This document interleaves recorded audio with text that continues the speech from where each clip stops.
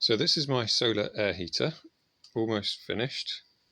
Still got a bit of trim around the edges that's missing, but it's working, and I thought I would test it. So what I've got is, in this tube there's a heating element about there, and then there's a temperature sensor there which is connected to that, and then there's another temperature sensor there on the inlet. So that's the fan blowing down the tube. The temperature sensor's there, and then the air goes through there, round there, and back out the outlet, and the temperature sensor up there. So in the box I have fiberglass netting, and it's got a sort of baffle down the center which finishes there. It's a U bath to go through. And I've seen a lot of people make these on the internet and test them on YouTube, but what I haven't seen is some proper rigorous science to figure out the output of these things and how many watts they make. So that's what I want to do. So what I'm going to do is I'm going to benchmark it against the heater in there, which is it's the element out of a fan heater. And what I'm doing is I'm putting less current in it, less voltage in it. I'm using an electric 75-volt electric bike charger. So that outputs about 200 watts. So we can plug that in.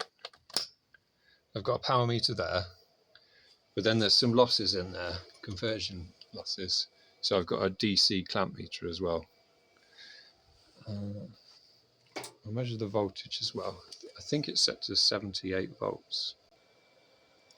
There you go, 77 volts.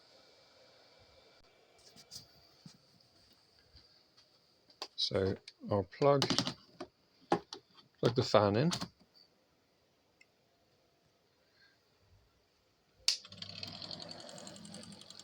So that's running. And I'll plug that in. So I've connected the charger. Then we've got the clamp meter, 2.2 amps. Okay. So that's about just under 200 watts. So 175 watts, something like that. So what we'll do now is we'll let these measurements reach steady state, and then when I know the temperature difference, the delta between these two, I can then use the specific heat, Q equals mCp delta T, and I use the wattage of that thing as my Q, my energy, my power in, and then the delta T is the difference between the two thermometers. So that will give me my flow rate CP term, MCP, and then I can do it in reverse. When I put it outside, I put it in the garden, and we'll collect some sunshine and see what the delta is that on the temperature then, and then we'll be able to figure out what the wattage of the sun on that panel is.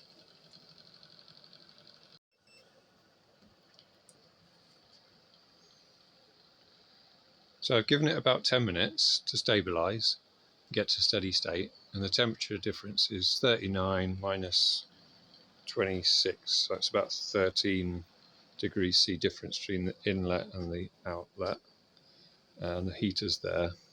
So let's compare that. That's 175 watts. We'll put it in the sun, see what the difference is there, and then we'll do the maths and we'll work out how many watts this heater is. Okay, I've put it in the sun. and it's in full sun apart from the bottom. Sun's up there.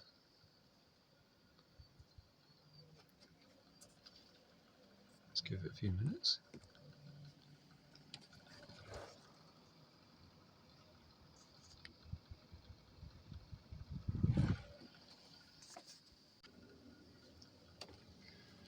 Right, so after a few minutes it's got to 42.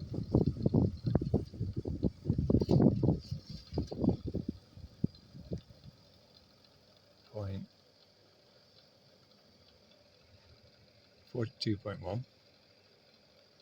Can't focus on that. There you go. And 25.1.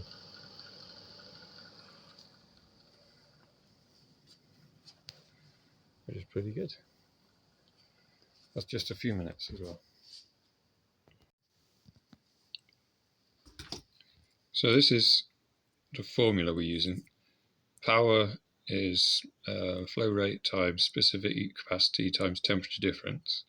So in the heater test, we had the input as 26 or 25.8 degrees C. The output was 39.2. This gave us a delta of 13.4, which goes in there. And the power for the heater was 170 watts, which was the 77 volts times 2.2 amps. So that goes in there.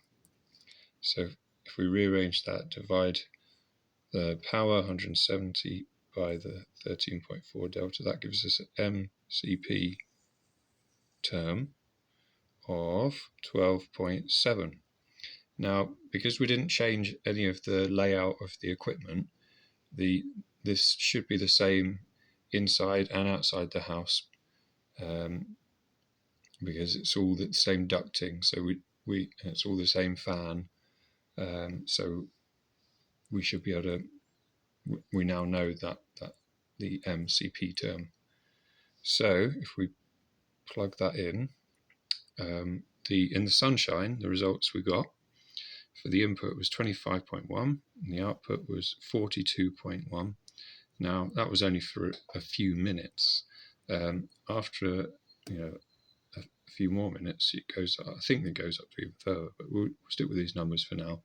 So the delta is 17 degrees C, which is quite good if you're pumping your house air through that heater. You're getting a 17 degrees C increase in temperature. That's quite healthy for heating up your house. Very comfortable. So if we times that 17 by our 12.7, that will give us the power output of the heater in the sunshine, which is 216 watts, which is pretty good for that panel. And that panel was just 1.2 meters by 0.6 of a meter. So this is just a proof of concept. The next step is materials testing while I finalise the design.